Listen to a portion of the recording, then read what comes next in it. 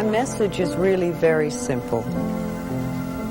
I teach people to love themselves because I find that this is the answer for almost everything.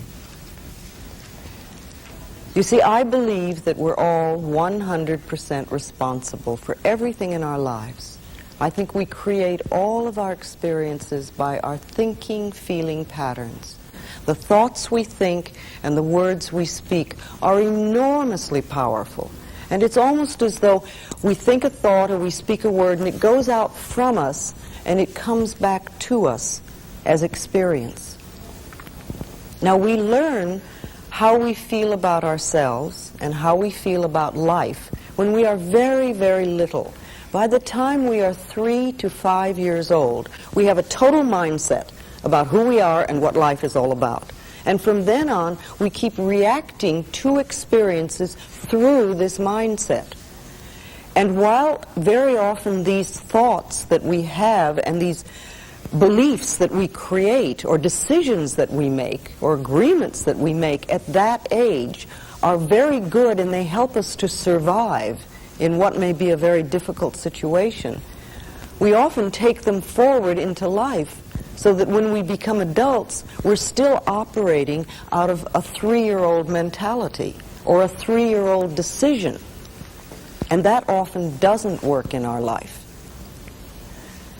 So we learn these things when we're very young, and we usually learn them from our parents. And this is not to blame them, because I really do believe that we're all victims of victims. And that it isn't possible for anybody to teach us anything that they don't know. If your mother didn't know how to love herself, there's no way she could teach you how to love yourself. And if your father didn't know how to love himself, then he couldn't teach you how to love yourself.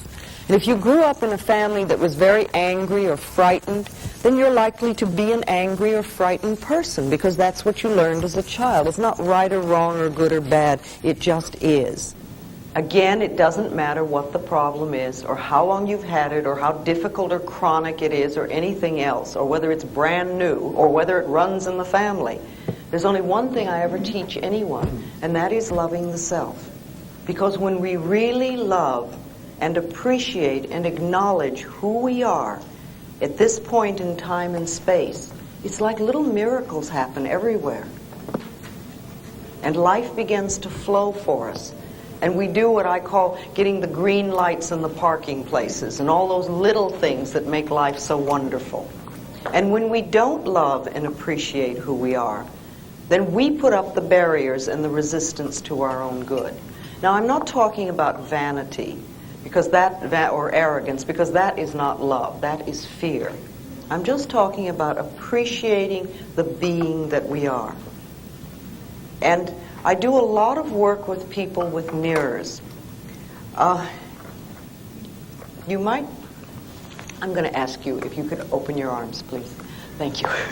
You know, it's interesting because this is always a gesture of shutting off. And it's interesting to notice what is being said when we do that. Now, I can remember when I used to live my life, I lived like this. I was always like this. People would say, "Are you cold, Louise?" "Oh, no, I'm not cold." I was terrified.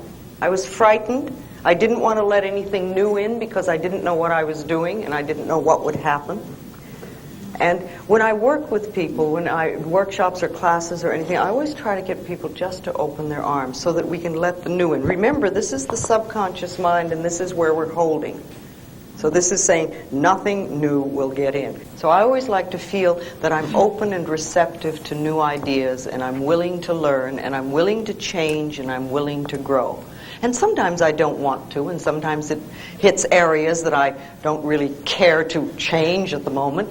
And, you know, that's always an area that I know is important for me to work on. Another thing I do a lot with people is I do mirror work. I have people do their affirmations in a mirror. I have people talk to themselves in mirrors. I suggest that you get up in the morning and the first thing you do is you go to the mirror. Before you go to the bathroom or do anything, you know, when you're really at your most delightful, go to the mirror and say, "I love you. And what can I do for you today to make you happy?" And you may not get an answer for a while because that part of you doesn't trust you. But if you start doing that, you'll find a very good connection. A very healing thing to do is just a couple of times a day for a month or so is to look in a mirror in your own eyes and say, I love you. I really, really love you. And just let all those feelings come up and notice them. And if it's difficult for you to do that, notice that it's difficult for you to look in your own eyes and say, I love you. And ask yourself, now where did that nonsense come from? Remember, little tiny babies, when they're born, they absolutely adore themselves. And they're totally open, and they're full of love. They express themselves freely. They ask for what they want. They love their bodies from the top of the toe to the top of their head to the tip of their toes, and every point in between, including their own feces, which they'll gladly rub all over their bodies, because nobody's taught them guilt and shame. They know how wonderful they are. And then somewhere along the line, we get this idea that we're not good enough. And we start putting our tape measures around our waistline to tell us if we're acceptable. Or we read magazines that say we have to be a certain height or a certain weight before we're acceptable. Or we listen to the media that says we have to use a certain deodorant before we're acceptable. You know, it just doesn't make sense. We are absolutely divine, magnificent expressions of life, all of us. And like when we were in the circle looking at each other, each face is another unique expression of God. And we're not supposed to be alike. Since time began on this planet, there have not been two snowflakes alike. And there's certainly not been two people alike. And we're always trying to be like everybody else so we're acceptable. Our uniqueness is what makes us wonderful. So we want to love that and cherish it and acknowledge it. You see, if we really believe in our uniqueness and the wonder of each being, then there is no competition and no comparison. There can't be. We're just different. And we're meant to be different. And that's wonderful. And that's another thing we can acknowledge in the mirror. Do your affirmations in the mirror. How many people do affirmations on a daily basis? Well, okay, let's talk about affirmations for a moment. Every single thought we have or every sentence we speak is an affirmation. And it's either positive or negative. And it's going out from us and it's creating our experiences. However, when we talk about doing affirmations, what we're talking about is making definite positive statements to create something in our life or to remove something in our life. You see, if you stand there and say, I don't want this job, or I don't want this relationship, or I don't want these hips, or I don't want whatever, that does not get you what you want. That's what I call fighting the negative. And it doesn't do anything but keep what you have that you say you don't want. However, if you start saying and doing affirmations that I have a wonderful new job, or I have this most absolutely marvelous relationship, then you're beginning to create what it is you do want. Affirmations are like planting seeds. And if you think for a moment, when you put a seed in the ground, you do not get instant tomato plant or instant strawberries or instant oak tree. That seed goes in the ground, and it has to germinate. That's the first thing, which means it breaks open its little shell. And little roots begin to go down. And it gets nourishment from the earth. And only then does the first little shoot come up through the ground. Now, when we're doing affirmations, too often people say, well, that isn't $1 million, and they stomp on that first little shoot. They don't give it a chance to grow. Doing affirmations is like planting a seed in the ground, and watering it is like repeating your affirmations. And you just keep doing them, and you keep doing them, and you keep doing them. And it doesn't matter whether you see the results or you don't see the results. And sometimes it just takes time. And too many people will do affirmations for 2 or 3 days and say, see, it doesn't work. You know, if everything happens in the perfect time-space sequence, and we want to trust that and we want to know that. So if you begin to do affirmations for yourself, and I think it's important that we do that on a daily basis, decide what you want and begin to do positive statements in present tense for what you want. You never want to say, I will have or I'm going to have, because if you do that, it keeps it in the future. And remember, if you say, I have a wonderful new apartment, and you're living in a dump, it doesn't mean that this is not a true statement. It means you are planting the seed that will germinate and grow and become the new apartment. So you just keep doing it, no matter where you are. Also, if you're leaving a situation, if you're in a job you don't like, if you're in a relationship you don't like, if you're in a house you don't like, and you want something new, begin to bless with love. Interesting. Bless with love where you are. And know that you're releasing your current situation with love. If it's a job, release it with love to the next person who will be delighted to have it. If it's an apartment, do the same thing. If it's a relationship, release that person with love to happiness which is meaningful to them. And that leaves you free to create and accept happiness that is meaningful to you. Some of you know my little blue book and the fact that I've been doing a lot of work with dis-ease for a long time. And for every part of the body, there is a mental pattern. And for every dis-ease in the body, there is a mental pattern. And when you know what they are, you can begin to change the mental patterns so that you can change the dis-ease. You see, we don't want to be sick. No, that's a blanket statement. Sometimes people do want to be sick because it's a good way to get out of something. The rest of us know how to say no. If you don't know how to say no, you may have to create an illness in order to say no. Because we've made in society, we've made that a legitimate way of getting out of things. But basically, we do not want to be ill, and yet we need every dis-ease that we have, because it is the body's way of telling us that there is a false idea in consciousness. Something that we're doing, something that we're believing, something that we're saying is not for our highest good. And the body is saying, please, and it's sort of almost like tugging, saying, pay attention. So, when we know what these patterns are, it gives us, again, a choice of whether we wish to do something about it or not. See, some people do not want to release their diseases. I read something very interesting the other day. It seems that only 30% of people who go to doctors follow instructions. Most people go to doctors not to cure their illness, but to have the acute symptoms relieved so that they can stand it.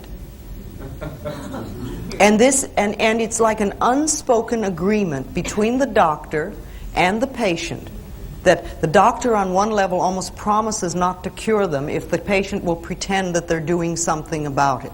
And for this, one person gets to pay and the other person gets to have the authority. Very, very few people will really do what they're told. See, I have a thing, when I was seeing people, that I got to the point where I would not see anyone who did not make their own appointment. I have found occasionally people have sent people to me as a present. Oh, you must go see Louise. Here, I'll give it to you as a present. Every one of those has turned out to be a disaster. Half the time the people didn't turn up. When they did turn up, they weren't really interested. When they seemed to be interested, they never went away and did anything, or if they did, it was a little bit, and they never came back. We have to be ready to do it ourselves. Remember, each person has come to this planet to learn a lesson. You have your lessons, you have your lessons, I have my lessons, you have your lessons. They're all different. We cannot learn the other person's lessons. We are not here to change other people. We are here to change ourselves. That is what we've come to the planet for, to change ourselves. If we try to do it for someone else, or learn their lesson, or make it nice, they don't get to learn it. And even if we fix it, isn't it amazing how they turn around and recreate it again? And we all know people like that. We've paid their rent, or we've gotten them out of some mess, or we've done this for them or that for them. And 2 months later, they're in the same problem, because it's their pattern. It has nothing to do. Teaching them how to get out of it, it is much better if they're willing to learn. So it's like, the student must come to the teacher. And when the student is ready, the teacher is there, always. Let's talk a little bit about disease in the body. And I'd like to just generally go through the body on the different parts and different patterns. The head, basically, metaphysically, represents us. This is what we see of each other. Most of us, most of the time, wear clothes, and we're pretty well covered up. However, the heads show. So this represents us. And when there is something wrong in the head, it usually means that we're feeling very bad about ourselves. Headaches are almost always invalidating the self, which means making yourself wrong for something. And the next time you get a headache, you might just ask yourself, how am I making myself wrong? What have I just done that I'm putting myself down for? And see if you can't forgive yourself for it and allow that loving, accepting energy to flow. I mean, even if you've made a tremendous goof, so what? Take it as a learning experience, not as an excuse to beat yourself up. Because that doesn't do any good. When you punish yourself, you don't learn anything. The ears are the capacity to hear the truth.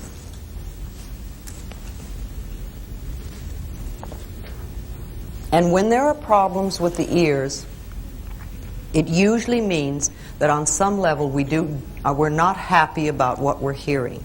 Earaches are very, very common in little children. Little kids have earaches all the time. And I think it comes from two things. One, they hear a lot of stuff that they get angry about and they can't do anything about. Because little kids are often not allowed to be angry. And also they hear no so much. And they want to shut it off. And so they get earaches. Any sore, any cut, any burn, any inflammation, any fever, any itis of any sort, any bruise is anger, any cut.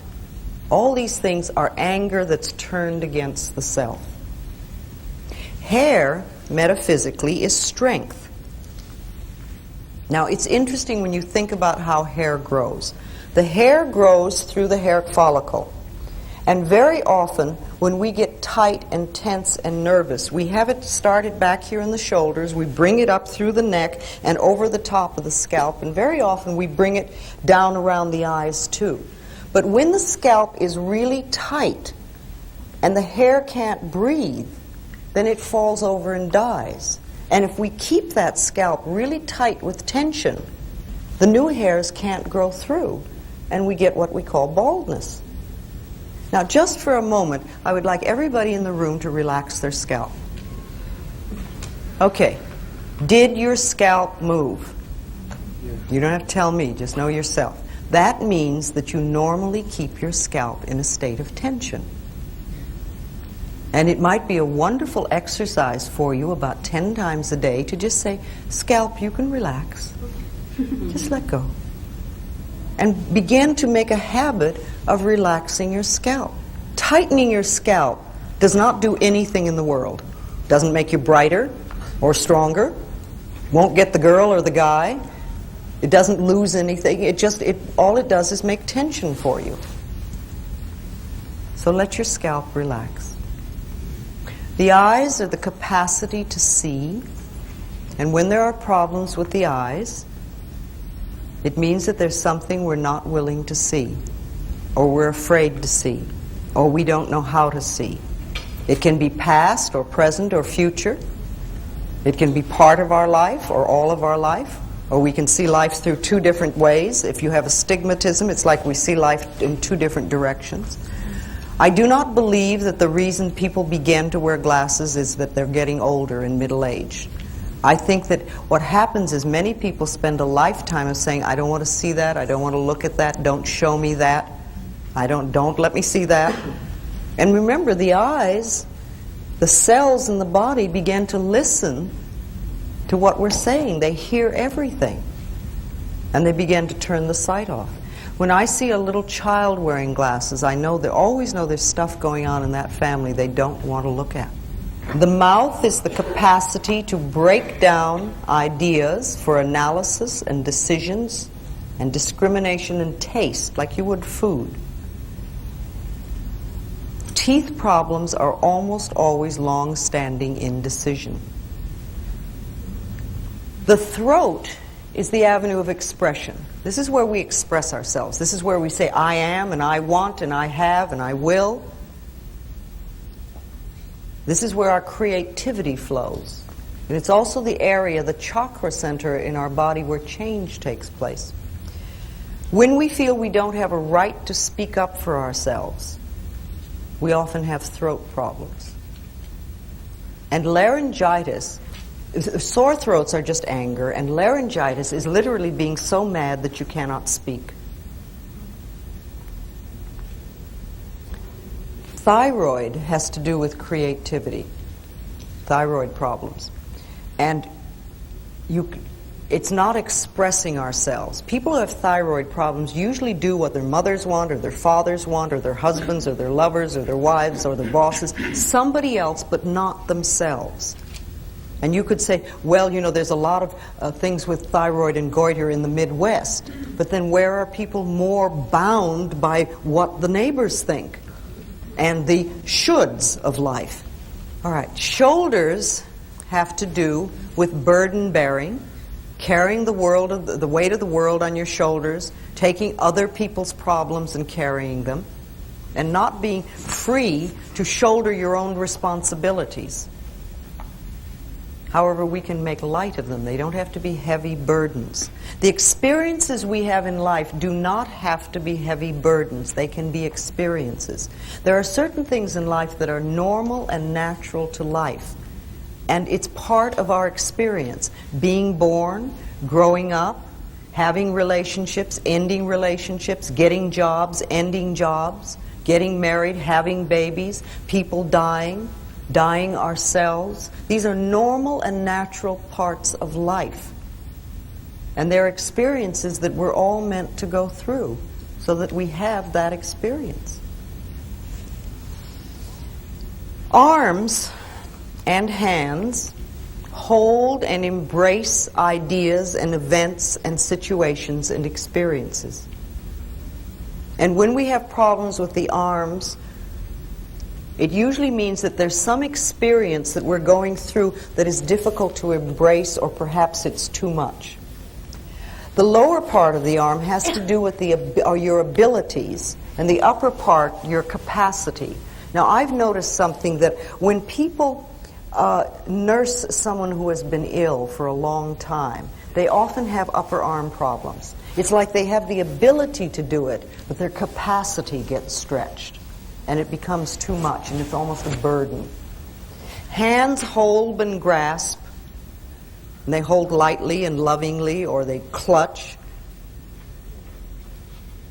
And when there are problems with the hands, it usually means that there's something that you're experiencing and going through that is too difficult to handle. There's a problem with it. Fingers have to do with details. Our back, the back is the support of life. This is where we're supported by life, where we feel supported by life. And when there are problems with the back, it usually means that on some level we feel that we're not supported. The upper back has to do with the feeling of the lack of emotional support. It's like my husband doesn't support me, or my wife doesn't support me, my lover doesn't support me, my friends don't support me, my boss. Feeling unsupported. The middle back has to do with guilt, all that stuff back there. And the lower back usually has to do with finances. And where do we have so much problems with the lower back? Sciatic nerve is almost always money. Fear of money, not money itself, but the fear of it. And it has absolutely nothing to do with how much you have. It's how you feel about it. You know, so many people think that money is the most important thing in the world, and if they don't have money, they would just die. But that's not true. There's a substance that is far more precious and far more important to us that we literally can't live without. What is that? Love. No, plenty of people are miserable and lonely most of their life and live. Air. Air. Your breath. Your breath is the most important thing that you have, the most precious thing. If you didn't take another breath, you wouldn't last 3 minutes and you'd never get out of this room. And yet we absolutely take for granted that our next breath is there. Look at us, we're all in this room breathing, and I'm not saying, don't breathe, there's not enough for me. We assume that it's there. And when we exhale, we don't think about where's my next breath coming from. Now, if the power that created us has given us enough breath to last for as long as we shall live, can we not begin to trust that the other things will take care of themselves?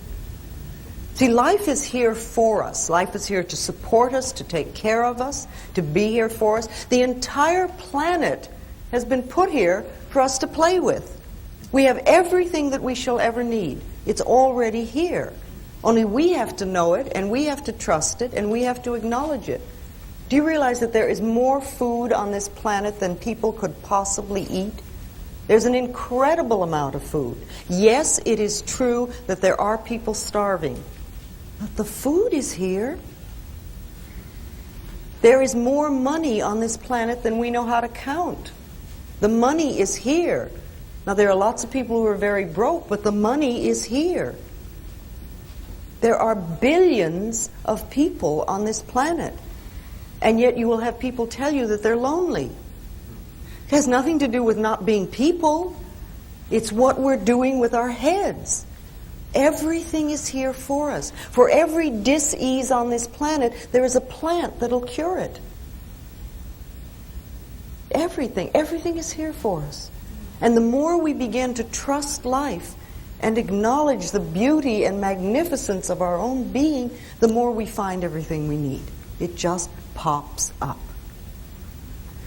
Okay. Lungs have to do with taking in life. This is the breath of life. This is where we take in life. And we have the ability to take in just enough to get us by, or we can fill our lungs and really have all the cells in the body work well and our brain cells work well. Traditionally, for generations and generations, women have been very shallow breathers because we bought this story that said we're not good enough, that we're second-class citizens. And we began to believe that we didn't have the right to take up very much space, and we barely had the right to exist.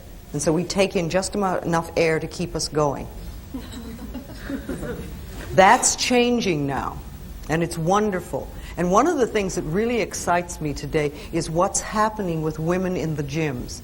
You know, we have worked in the fields for a very long time, but I think this is the first time that I'm aware of where women have really gone out for sports.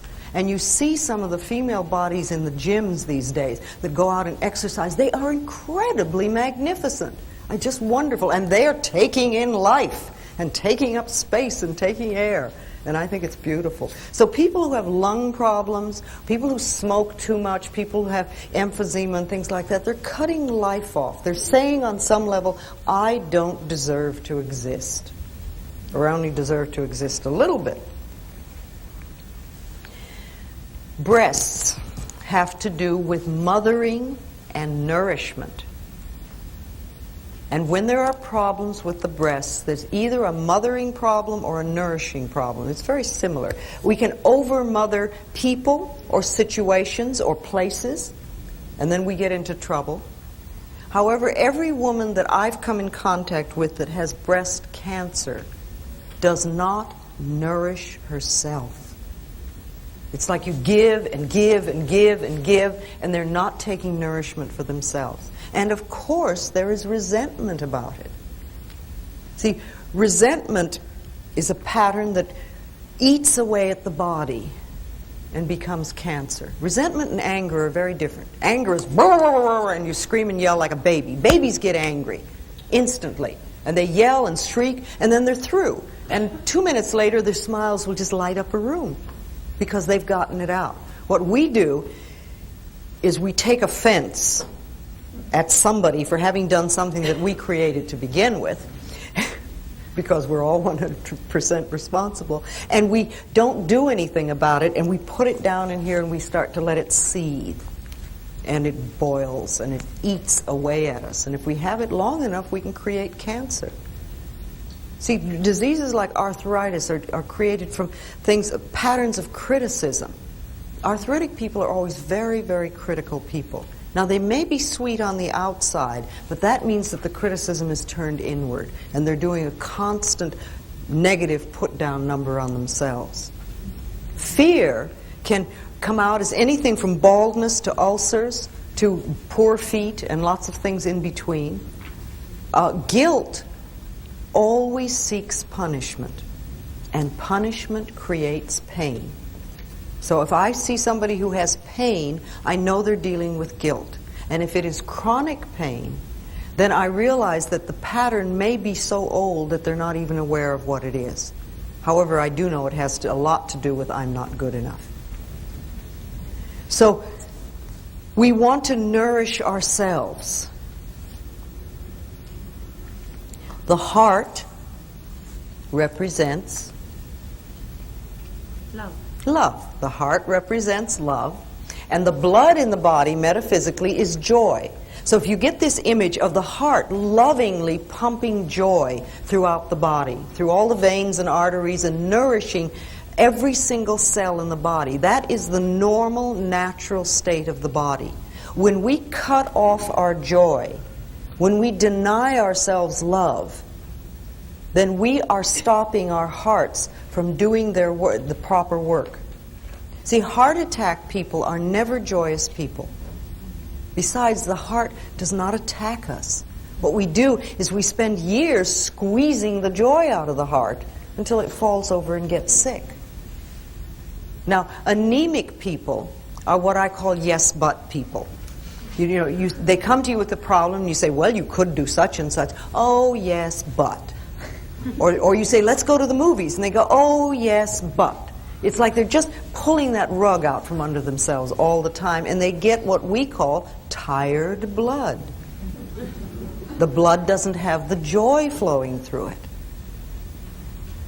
Now, high blood pressure is like emotional sprees. Everything becomes a big deal. Everything is a huge deal. And again, it may be not on the surface. It may only be inside. And low blood pressure is just the opposite. Low blood pressure and hypoglycemia are very similar. It's like, what's the use? It won't work. Why try?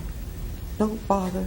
It's just, again, it's just, there's this, no get up and go. All right. Kidneys have to do with disappointment and failure and fear. And the word kidney has the word kid in it. And if you think of a little child, they can drop their lollipop and it is the tragedy of the world. The whole world is ended for them at that moment. People who have kidney problems have a tendency to react to life in the same way. They make huge deals out of experiences. And if you speak to anybody who's on a dialysis machine, you will find out that about 2 months before that happened, they experienced what they considered a big loss in their life, either a relationship or a house or a job or something like that. And it's like they feel they can't go on. They just can't go on. They don't know how to filter that experience through them. The liver is the laboratory of the body. It does over 500 different functions, and it is also the seat of primitive emotions. So, when we are very angry, that's like rage and anger and hatred sit in the liver. And when they do, then they create a lot of problems. If you're a very angry person, you can throw your liver off. If your liver is off, you can become a very angry person. For instance, everybody in AA is an angry person. You've got two givens with anybody in AA, a lot of self-hatred and a lot of anger. And both of those need to be dissolved before the real healing can take place. Stomach. Stomach digests ideas. We have taken in, it's intake, assimilation, and elimination. So the stomach is there to assimilate ideas. And very often when new experiences happen, we have problems assimilating them. It's something outside. Bells go. It's all right. We'll assimilate this experience. And they have a right to make some noise. You know, if a noise happens and it disturbs you, if you give it permission to be there, it's amazing what happens. Like we give that permission to make that noise, and then it sort of goes away from our consciousness. People get very frightened about experiences, and they find it difficult to digest them. You see, ulcers, remember, are nothing more than I'm not good enough. It's fear. That's all it is. Only it's a fear with the boss. It's another way of saying I'm not good enough. You know, thinking just for a moment of how the stomach works on a mass scale. When airplanes came in a few years ago, God, they must be here, what, 20, 30 years now? But anyway, when they first came out, remember they had the little throw-up bags at every single seat. And everybody, we were flying, but this was a new idea that we did not know how to stomach. The idea of getting in a little metal tube and going through the sky and getting down on another place was not something that we could stomach easily. So everybody was throwing up into their little bags, and they'd roll them up and hand them down to the aisle, pass them down the aisle to the stewardess who was running up and down the aisles collecting these bags because people were throwing up. We were frightened. Now it's many years later, and we've digested the idea of flying, and it's very simple now for us. And while the bags are still there, hardly anybody's throwing up. And the last time I was on American Airlines, I noticed that if you put 3 stamps on it, you could send it off and have your film developed.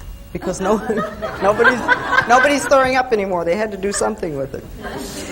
Okay. Where are we now? Spleen has to do with obsession. We become obsessed about things.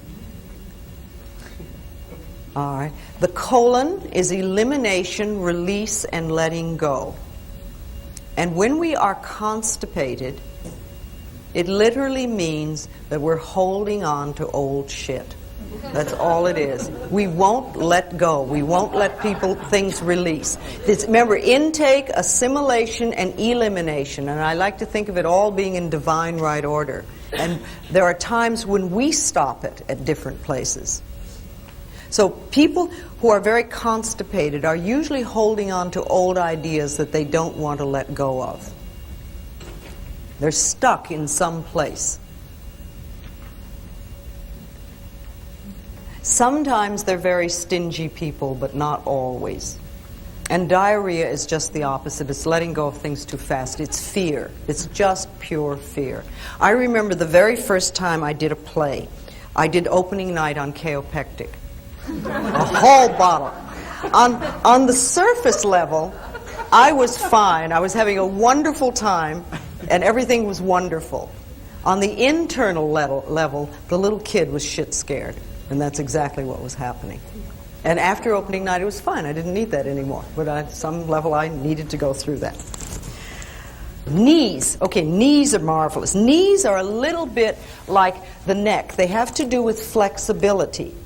But they also have to do with bending and pride and ego. Because this is where we kneel. This is where we bend down. This has a lot to do with forgiveness, the knees. And you know, the ankle can get hurt. It's also a joint, and it heals very quickly. But the knees take a long time because they have to do with stubbornness and pride and ego and this self-righteous thing of not wanting to forgive. And that's why they take so long to heal. So if you hurt your knee, or you might think back about some time when your knee might have been sore, ask yourself, where were you being stubborn? Where were you being unforgiving, unbending? And allow yourself to just move through that. Feet have to do with understanding. This is what we stand on.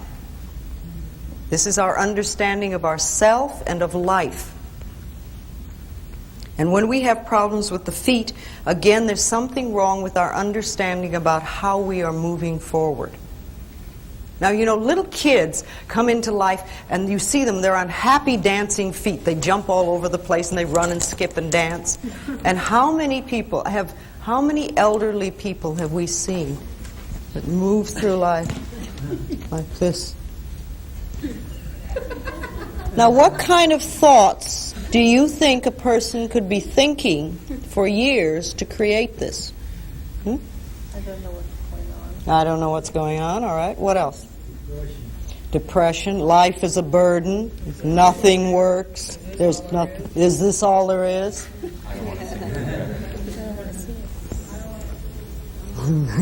I don't want to see a lot of those things. Remember, our bodies follow our thoughts.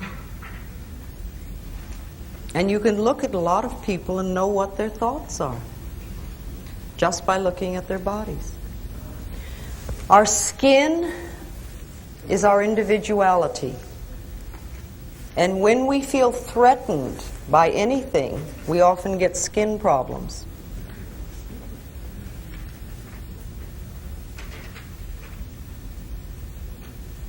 When people frighten us, we feel our individuality is threatened and the skin goes.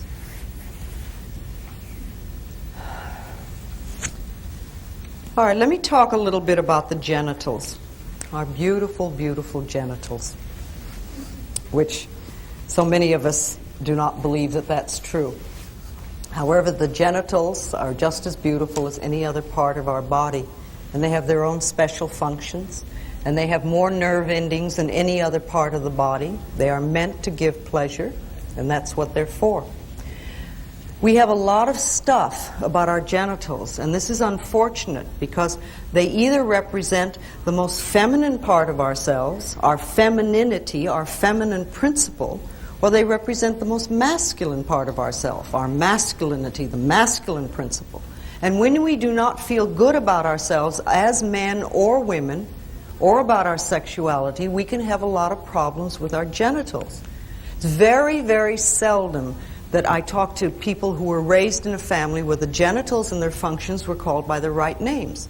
We all had euphemisms for everything. Let's share a couple of them. What were the euphemisms for you as a child? Yes? Our no-no. Our no-no. Okay. All right. Okay. All right. Yeah, that makes you feel good, doesn't it? What else? Yes? A wee-wee, yes. Nasty, nasty. Nasty, nasty. Boy, you must really... Okay, yes? Down there. Private parts. Private parts, what? Couldn't even talk about it. Do you see? And just notice the laughter in this room at the moment. Here we are, grown-up adults. Supposedly we all have it together sexually. And the minute we mention what we called it when we were a child, we start to giggle nervously like that we're doing something wrong. It doesn't matter really what it was. It could be from the most awful word to just sort of down there. But we get the idea that there is something wrong between our legs. And we start treating ourselves that way. And then we wind up with all sorts of sexual problems.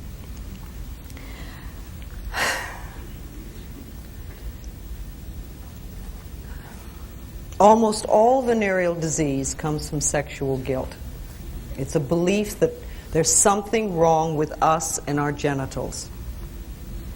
Now, you know, people that have cancer have a lot of self-hatred and a lot of resentment, and usually not a very much trust in life. There's sort of a feeling of helplessness and hopelessness that goes with cancer. If you add to that sexual guilt, you wind up with things like herpes and AIDS. It's like the next logical step. The sexual revolution, which came about, I think, in the 60s, as I remember, was very wonderful because it helped us to get out of a Victorian mode of thinking.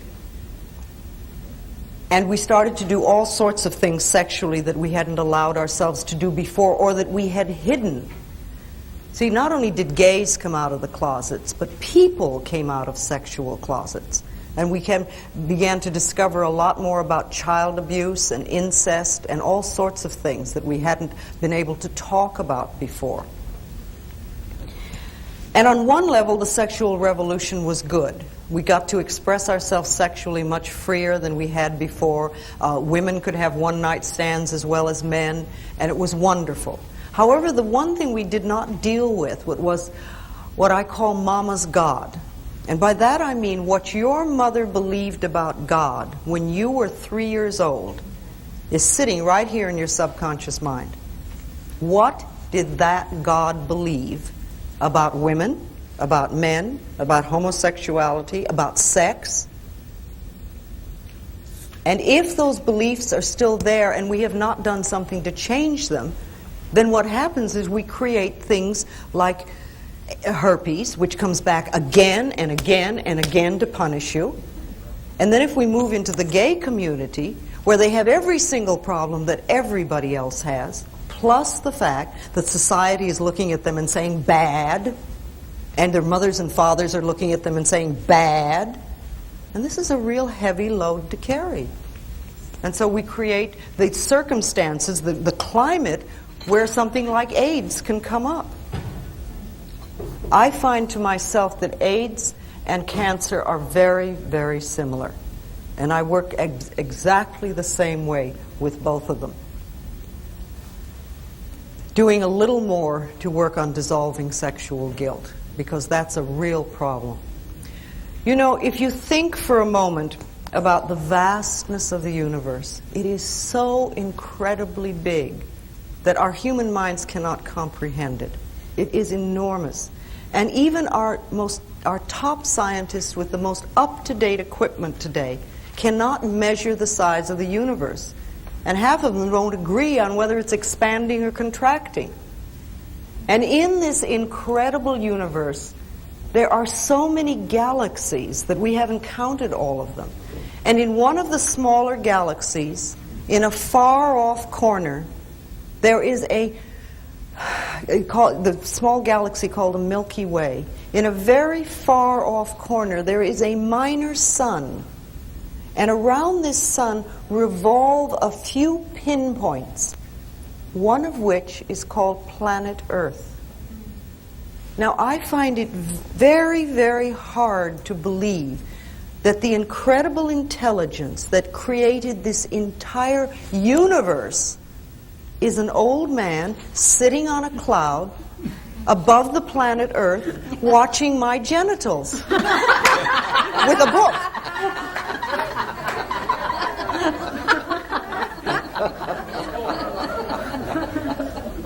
And yet it doesn't compute. It does not compute. And yet how many of us were raised to believe that? And many of us are living it. If you were raised in a religion where you were a sinner and a worm and you had a lot of sexual problems and things like that, start to reevaluate. Do some mental work to change that so that you're not still operating. You can sit down and in front of a mirror, would be real good, look in your eyes and say, okay, now when I was a kid, this is what I was taught. But I'm not a child anymore. Now I am adult, and I don't believe that. I now choose to believe, and then decide what you want your belief of God to be like. You see, if you're in a religion that puts you down, or where you are a sinner or a worm or whatever, get another religion. There are plenty of them. They all tell you that they're the only way. I think even our concept of God must support us.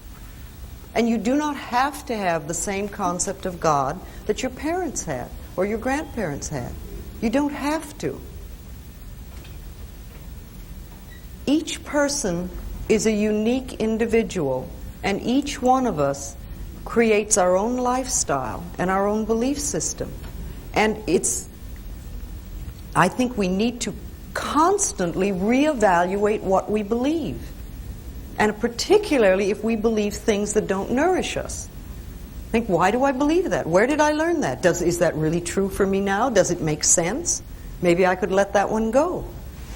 You might create a pair of psychic scissors and cut them out of your consciousness. Or create a great big wastebasket and say, okay, that one goes there. And decide that you just do not choose to live under old limitations anymore.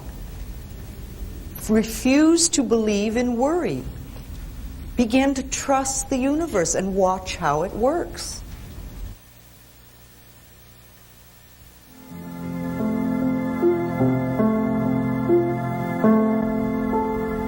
In the infinity of life where we all are, all is perfect, whole, and complete.